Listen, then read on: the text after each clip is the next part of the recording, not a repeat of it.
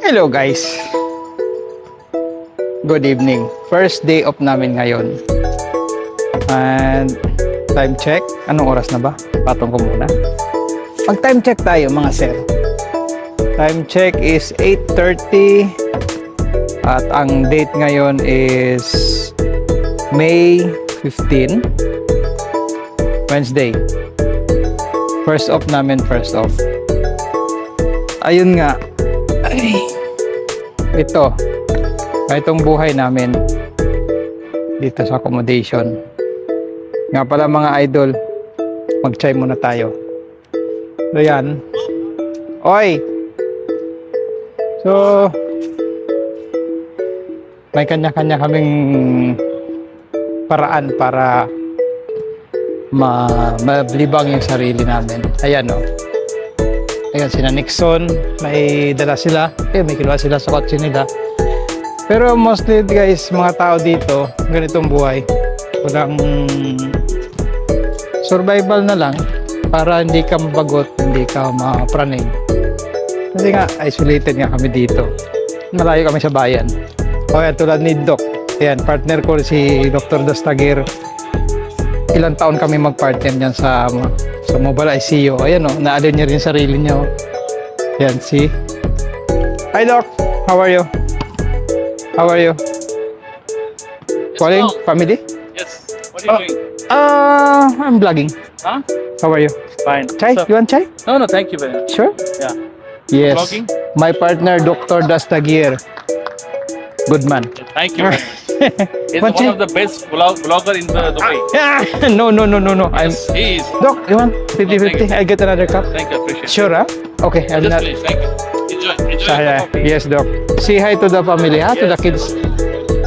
Okay. Kaya guys, yun. Tatawagan niya yung family niya. So, ganun ang buhay namin dito. Ayan.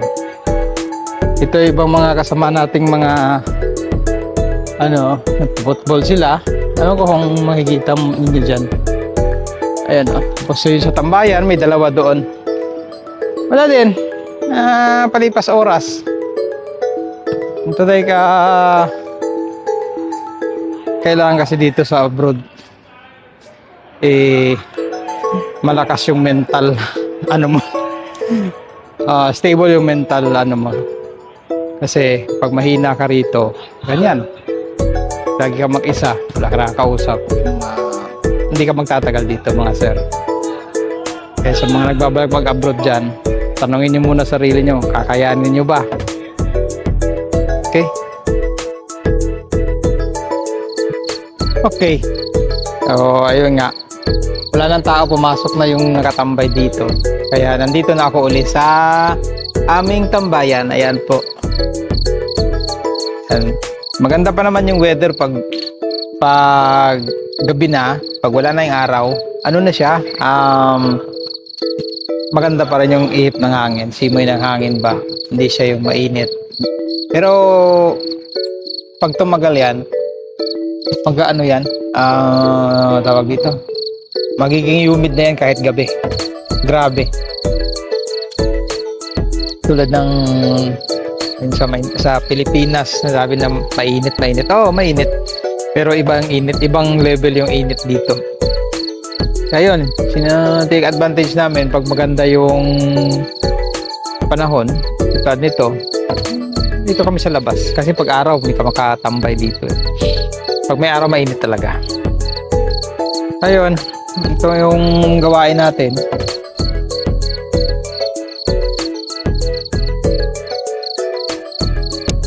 Pagkatapos nitong mag-chai, aakyat uli. Then, maya-maya tutulog na. Hindi pa ako nakakabawi ng puyat ko eh.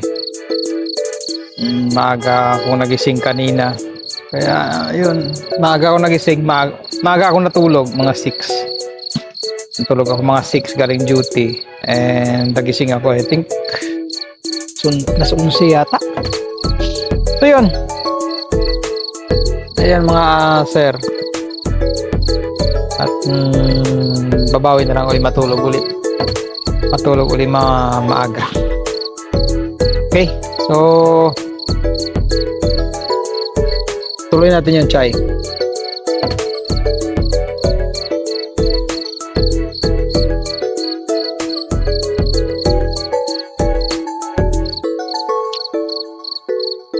Dati sa Pilipinas may mga makakausap kayong pamilya, di ba no?